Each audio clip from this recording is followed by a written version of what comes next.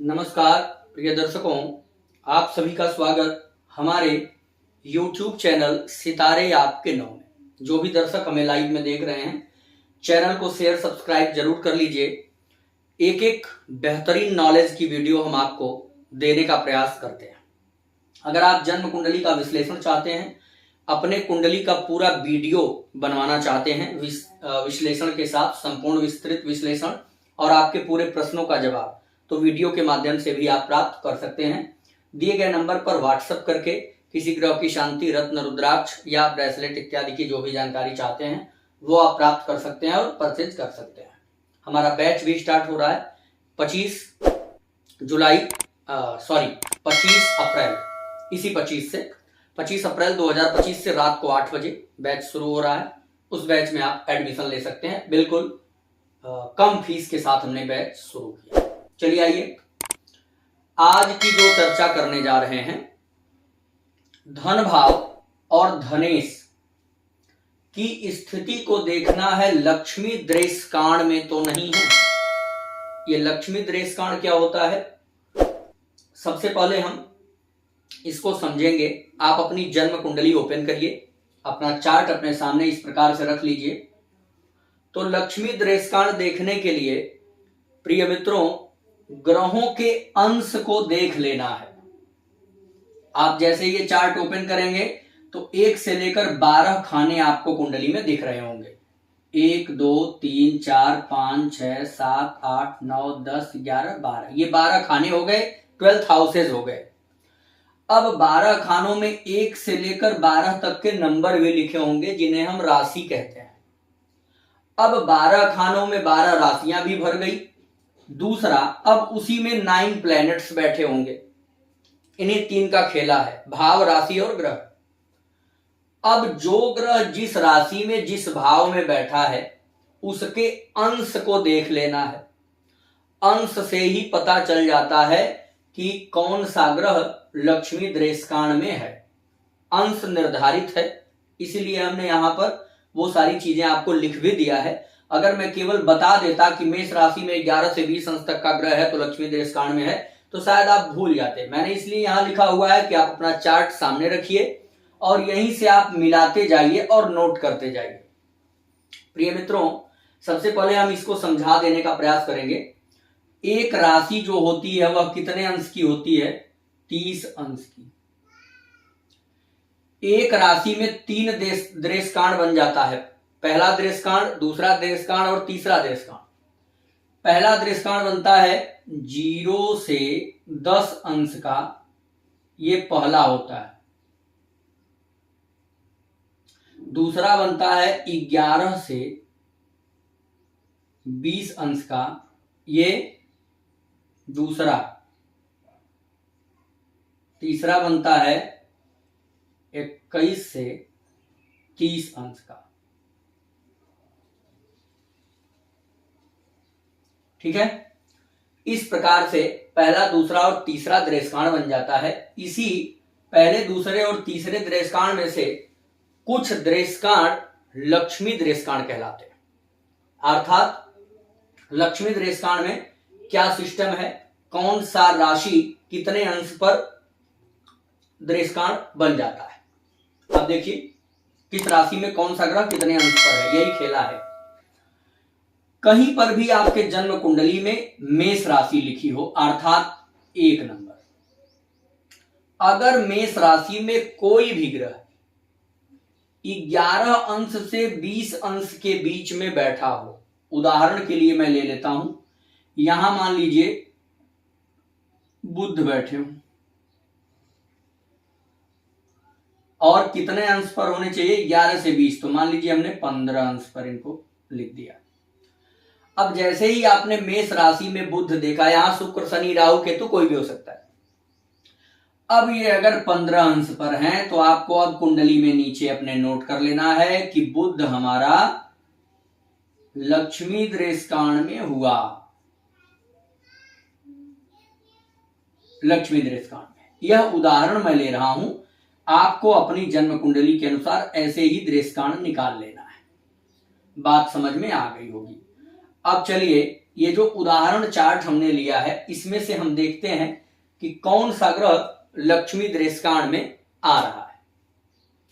यहां पर आप देखेंगे तो हमने लिखा है धनस्थ, धनेश और कारक। धनस्थ कौन होता है? जो दूसरे घर में बैठा होता है। धनेश कौन होता है? जो दूसरे घर का स्वामी होता है। दूसरे घर का जो कारक ग्रह होता है वो गुरु होता है। इस प्रकार से हमको यहां पर भी लिख लेना है। धनस्थ यहां देखिए कौन कौन है? सूर्य और शुक्र। सूर्य, शुक्र। अब यहां देख लीजिए धनेश कौन है? 4 नंबर की राशि है तो चंद्रमा। और हमने जैसा बताया दूसरे घर का स्वामी यानी कारक गुरु होता है। यहां पर हमारे सामने 4 ग्रह आ गए हैं। अब इन 4 ग्रहों की स्थिति हमको यहां पर देखना है। इसमें से जितने ग्रह लक्ष्मी दृष्टिकांड में आ जाएंगे या इनको छोड़ करके भी जितने ग्रह लक्ष्मी दृष्टिकांड में आएंगे, जितने ग्रह अधिक बढ़ते जाएंगे उतना मामला प्लस होता जाएगा, उतना बेहतर होता जाएगा। प्रिय दर्शकों, दूसरी बात यह समझने की है कि क्या लक्ष्मी दृष्टिकांड में आ जाने से व्यक्ति के पास बहुत ज्यादा धन हो जाता है? बिल्कुल नहीं। लक्ष्मी दृष्टिकांड का मतलब यह नहीं है कि आपके पास केवल बैंक बैलेंस बढ़ जाए और कैश में पैसा मिलने लग जाए। लक्ष्मी दृष्टिकांड जो है वो आपके संपन्नता को प्रदर्शित करेगा। आपके जीवन में धन की कभी बहुत जटिल समस्या नहीं आने देगा।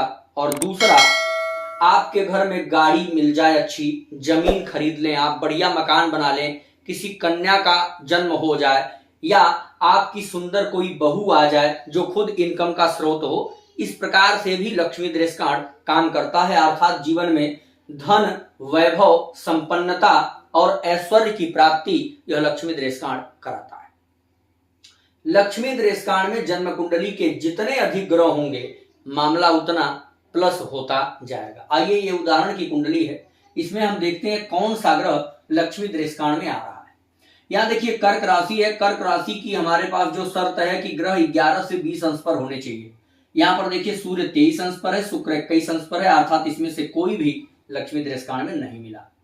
सिंह राशि में देखें तो यहां पर जो हमने ऐसे लाइनिंग किया है सिंह और तुला को ना, ये 2 राशियों में दृष्टिकांड नहीं बनता है, तो सिंह वैसे भी कट गया और तुला भी कट गया। अब कन्या को देख लीजिए। कन्या में क्या शर्त है? 0 से 10 अंश पर। यहां मंगल 18 अंश का है, अर्थात ये भी लक्ष्मी दृष्टिकांड में नहीं है।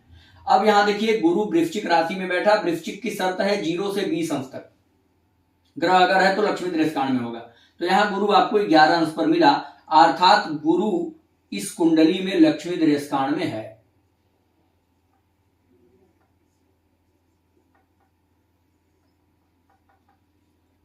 लक्ष्मी दृष्टिकांड गुरु मिल गया। चंद्रमा को देख लीजिए। चंद्रमा मकर राशि में है। मकर की शर्त है 11 से 20 अंश। चंद्रमा 25 अंश पर है, चंद्रमा भी नहीं मिल पाया। कुंभ में शनि को देखिए 11 से 20 अंश होना चाहिए, पर शनि भी 29 अंश का है, अर्थात कोई ग्रह इस जन्म कुंडली में लक्ष्मी दृष्टिकांड में नहीं है, केवल गुरु मिल रहा है। अच्छा ठीक है, अगर गुरु भी मिला तो यहां पर क्या हो गया? एक शर्त हमारी पूरी हुई, अर्थात कारक ग्रह गुरु ही इस कुंडली में लक्ष्मी दृष्टिकांड में है। और दूसरा 1 2 3 4 5 6 7 8 9 और अपने ही घर को गुरु देख भी रहा है, जो गुरु की क्या है? उच्च दृष्टि है। तो लक्ष्मी दृष्टिकांड में गुरु है, गुरु की उच्च दृष्टि है, अर्थात धन की कभी बहुत अधिक समस्या तो इनको भी नहीं रहने वाली है। काम कहीं ना कहीं से मैनेज हो जाएगा, चल जाएगा। आप अपनी जन्म कुंडली देखिए, आपके जन्म कुंडली में कितने ग्रह लक्ष्मी दृष्टिकांड में है। अब दूसरा मामला, जो धनस्थ है या जो धनेश है, अगर वह भी लक्ष्मी दृष्टिकांड में हो तो यह योग और प्रबल बन जाएगा। अर्थात यहां गुरु तो लक्ष्मी दृष्टिकांड में मिला, मान लीजिए यहां सूर्य और शुक्र भी लक्ष्मी दृष्टिकांड में होते तो मामला पूछना ही क्या होता। दूसरा, पहला, चौथा, 7वां और 10वां इसे विष्णु स्थान कहते हैं। फिर पहला, 5वां और 9वां इसे लक्ष्मी स्थान कहते हैं। अब मान लीजिए लक्ष्मी स्थान का स्वामी या लक्ष्मी स्थान में बैठा ग्रह अगर लक्ष्मी दृष्टिकांड में आ जाए, उदाहरण के लिए जैसे मान लीजिए यहां पर लक्ष्मी स्थान का स्वामी हो गया शुक्र, और शुक्र यहां या कहीं भी कुंडली में बैठा हो, जिस राशि में बैठा हो उसके राशि के अनुसार ये शर्त हमारी अंश वाली पूरी हो रही हो। मान लीजिए शुक्र यहां ना बैठ के शुक्र बैठा होता कन्या राशि में,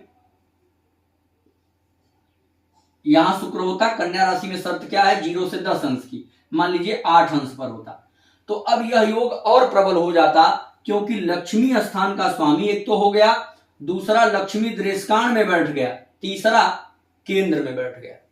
तो इस प्रकार से आपको ग्रहों की प्लेसमेंट और ग्रहों की स्थिति देख करके योग को अधिक मजबूत और कम मजबूत समझना है।